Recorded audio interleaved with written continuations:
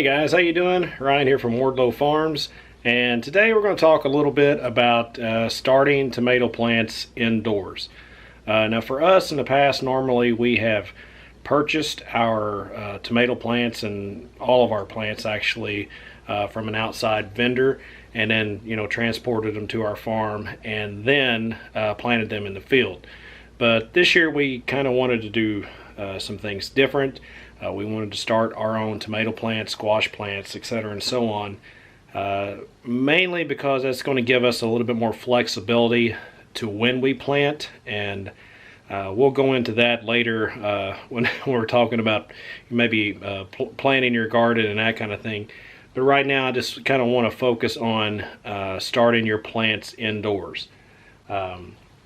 It's not real complicated. I've got some background in greenhouses and stuff, so we've started plants and stuff in greenhouses and stuff, so it's not that big of a stretch. Mainly if you're going to be doing it indoors in your house like we're doing it, you're going to have some grow lamps or lights in order to provide that warmth and that the type of light that you need in order for them plants to start. This is something that I actually already had built. We had a bunch of you can see a bunch of junk back there and here. Again, this is just kind of a storage room in the back of our garage at our house. But I took everything off of here and I found these grow lamps on Amazon. And if I remember, I'll put a link in the description on where you can get these or where you can find them. But it's actually a pretty simple kit to install. They come with an assortment of different types of hangers, and these hangers just basically kind of snap on this top of the light. Easy for me to do one-handed, right? But it just snaps on there like that. You can use zip ties that actually come with the kit to hang them. They also have these other types if you want to make the fixture more permanent and sturdier. That's kind of what we've opted to do here, and I'm not sure how the light is going to show it, but we've actually used those hangers and just screwed them into those 2x4s there so we can hang them. And I put them, I think roughly there's going to be about 6 inches in between them. And this shelving here is 22 inches. It just, by happenstance, it worked out kind of perfect because these are our starter trays, and they almost fit perfectly on the shelf. So it wasn't really planned. I didn't build this shelf for this specifically, but it looks like it's going to work. But again, if you're looking for something that's fairly inexpensive, I think there's a whole kit on Amazon that you can get. It's like $170, and it comes with a stand and everything, and I think it holds like 8 to 10 trays or something like that, which is, if you're looking for something for your garden, that's more than enough. I mean, we grow a lot of things commercially, and we don't particularly have enough room here just to start all of our plants, but we can start a lot of them that we're going to be planting early. We're actually going to be putting up a greenhouse this year, and we're going to be planting our tomatoes in that greenhouse. So we'll kind of make sure you like and subscribe and all that, and then kind of follow us along that process and see how that turns out. Really excited about that. Probably make a video about that in the future, just talking about why we're moving to planting our tomatoes and other crops in the greenhouse. But again, if you're looking for something that is fairly inexpensive that you can do it yourself, you could buy a whole kit. If you've got a shelf or something in your house, you could just buy these particular lights and install them yourself. But this is a super easy install. Literally took me 10 minutes at the most to get this done. So I installed the fasteners to these 2x4s here.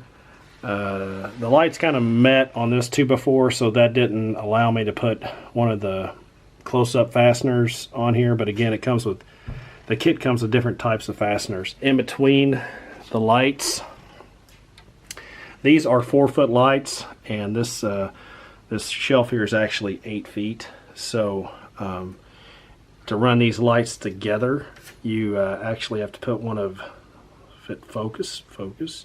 Put one of these in there, in between them, and there's a spot for that. So that is convenient if you've got a big long space like this. I think most people just 4 feet would suffice. So got everything plugged up. Plugs right into there. I had an old surge protector laying around. Probably not necessary, but nonetheless, I'm using it. So let's see what the verdict is.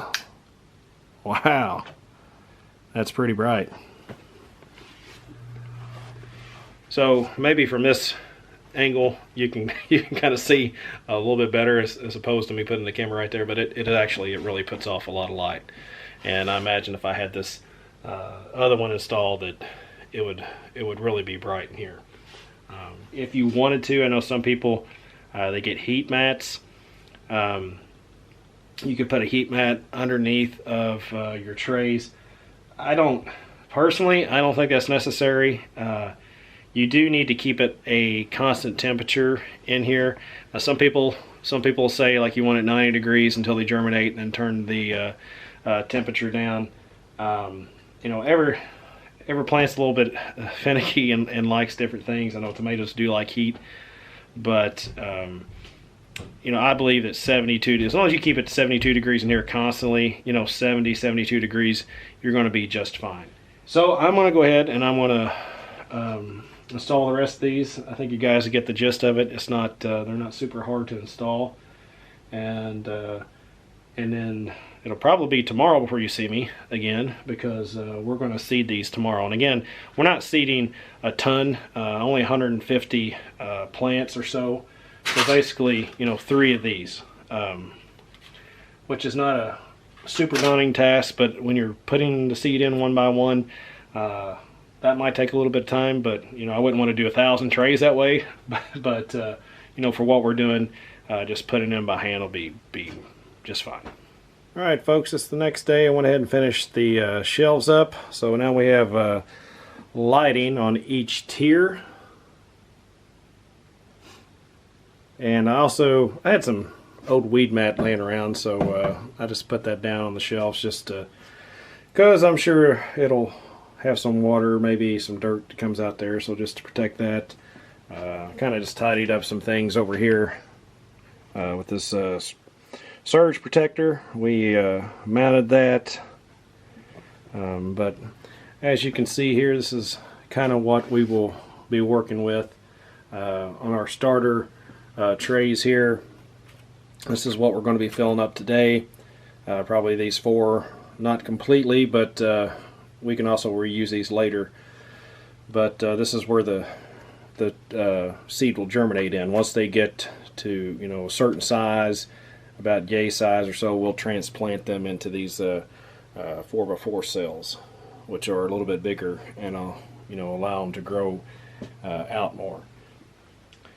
The tomato varieties that we're going to raise this year are Red Deuce, Primo Red, Supremo, which is like a Roma type tomato for canning, also Carolina Gold, and Skyway. So that's the varieties that we've picked out for this year.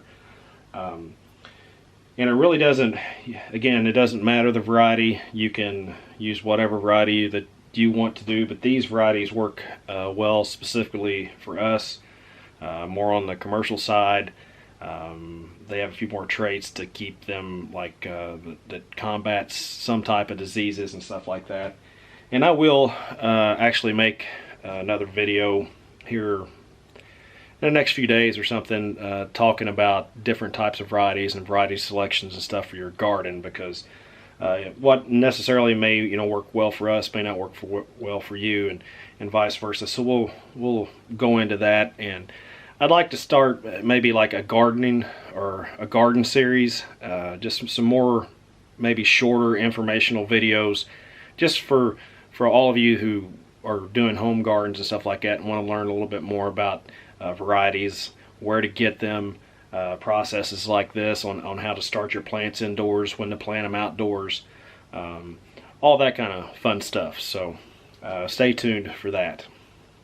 So we're going to go ahead and get started. Ideally, I would really rather do this outside, but it's pretty cold out and windy, and we're only doing a few trays, so it's not like we have a lot to do here.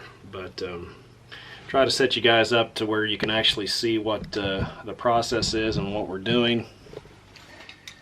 I'm gonna get my fancy knife. We'll cut this open. Now this potting soil is very dry, so it's going to be very fluffy, and it is probably going to make a mess. So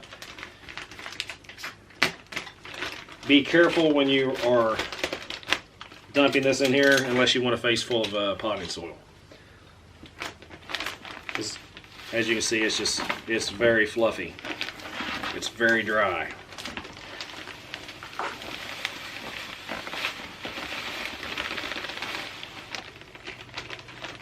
So that's all we're going to go with for now. I want to make sure I've still got a little bit of media left over there in case I get the soil too damp. Then I can pour some dry soil in here on top of it to make it a little more dry. So don't just dump your whole bag in here. Make sure you leave a little bit, and in case you get the soil too damp. And again, you don't necessarily need to dump your whole thing of water in here. This is pretty dry, so we'll see how this goes. I'm going to start out with that.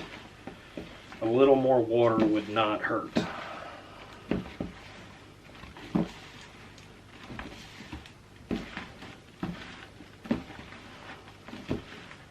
Okay, so I added just a little bit more water, and think that it's kind of making a ball, but it also is falling apart a little bit.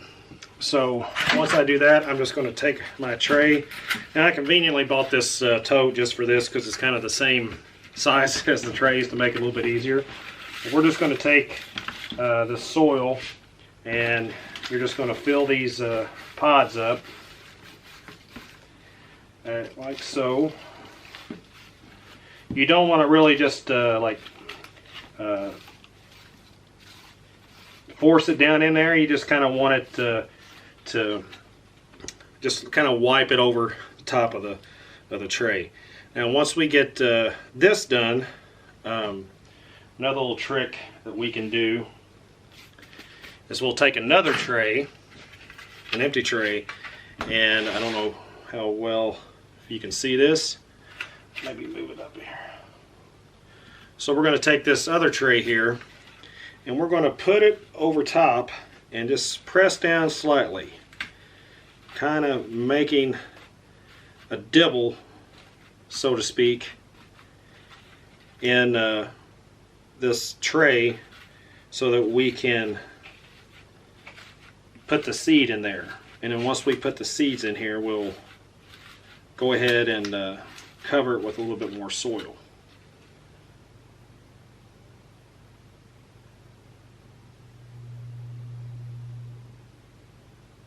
So now I'm just going to take these trays down here on this lower shelf to put the seed in there. You could do this outside, you could do it wherever you want. I'm doing it right here because got all this fancy lighting here, so I actually could see really well in what I'm doing. And tomato seeds are very small, so just keep that in mind. And I'm just going to be basically just dumping some out in my hand and then dropping it in here one by one. Now, it's kind of a time-consuming type thing, but again, we're not doing a million trays here. We're just talking about a few hundred seed. One thing when you're buying your seeds on your tomato seeds is if you can get pelleted seed, I suggest you get pelleted seed. They're easier to handle, and it's designed to It's giving the seed a little extra oomph to go ahead and germinate. Some of the seed that we have is pelleted, some of it's not. A lot of the times on the pellet seed you have to buy in mass quantities to actually get it pelleted, so sometimes it's not available. But just a little tip, if you can actually get it pelleted, I would advise to go ahead and do so. We're going to start out here with our Carolina Gold seed. Another thing that I recommend you do is, if you're growing different varieties, get a piece of painter's tape or something and just put on your tray so you know what varieties are what, if you want to keep them separate. Sometimes it's not a big deal to people. You're just going to plant them out in the garden, that's fine, whatever. But we want to keep ours separate because we are growing specific amounts of each variety. And I actually got to go check and make sure I'm going to be doing the right amount of there, but I believe we're doing 36 Carolina Golds starting out. A lot of times too on your seed packets you'll get some information on here. You'll get the oh, I don't know if you can see that there. I might have to do that a different way, but on this pouch you will have how many seeds are in it, the soil temperature that it needs to be in order for it to germinate, the spacing, and the weeks from transplanting until you will actually have a or until it's ready to transplant. So you'll have the germination percentage on here. It says 95% germination. That's what's expected. I don't know if I went over that before. If I didn't, I'm going to say it again. That is something that you want to keep in mind too, is your germination percentage. Now we particularly, we're striving for a 90% germination. We think that's actually kind of low. You should be able to achieve much higher than that, but we want to make sure that we have enough plants of each variety that we want to plant, and by using that 90%, we'll know we'll have enough plants.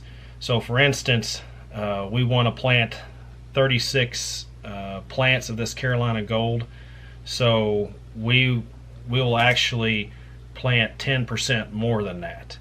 So it's roughly, we're going to be planting 40 seed instead of 36, just to make sure we have enough plants that will germinate and be able to transplant in the field.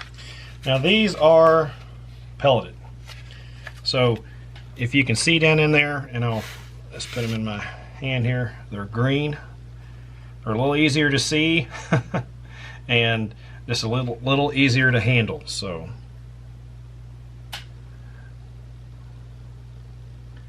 and it really does make them easier to see when you're dropping them down in the tray. Sometimes if it's non-pelleted, then you don't know if it's vermiculite that you're actually seeing from the potting soil. So, but again, it's no big deal if you plant more than one in a cell. If it germinates, you could just take him out and put him in another one later on.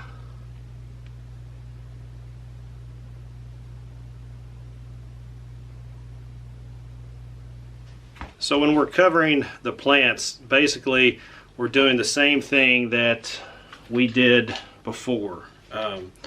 You're not, you don't want to pack the dirt down in there, but we just want to put dirt here and just kind of wipe it along the tray and make sure that we're not packing it down, but we're covering the seed, because they don't have to be too deep. So also be careful, because if you get these particular type of germination cells, they've got holes in the bottom, so you don't want your soil to fall out the bottom. So just be careful with them. If you hit them on something, you could take a chance of losing the dirt out the bottom. As you can see, you can kind of see through them. All right, there you have it, folks. Got around 180, 190 tomatoes planted that should be ready to transplant around the 1st of April. And that there is particularly exciting to us because if we plant these in the beginning of April, then they should be ready early June, middle of June for harvest. So we have never had tomatoes that early, but we have not had a greenhouse before either.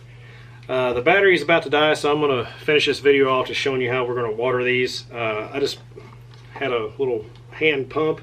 If you use something like this, make sure that there's never been any chemicals or anything like that. So there's never been anything in this other than water. So we're just going to basically spray over top of these, wet them down a little bit. Thought we'd do it this way to try to avoid the mess. And we might have to water more frequently this way, but again, it's not going to be such a mess. And as far as watering goes on these, they don't really take a lot of water, so you don't want to drown them. Tomatoes really don't like a ton of water, so you know, you don't want, if you see the soil starting to get dry, then you want to add a little bit of water. But again, this should have enough moisture in it for these to germinate. I might come back over in a couple days, and like I said, if it starts to dry a little bit, put a little bit of water. But for the most part, we don't want to drown our tomatoes. So folks, that's going to wrap up this video. Hope you found it informative. If you have any questions or anything like that, anything you want to learn more about in this garden series that we're going to be doing this spring before we get into planting, drop a comment down below. Like and subscribe if you haven't, and we'll see you next time. Thanks.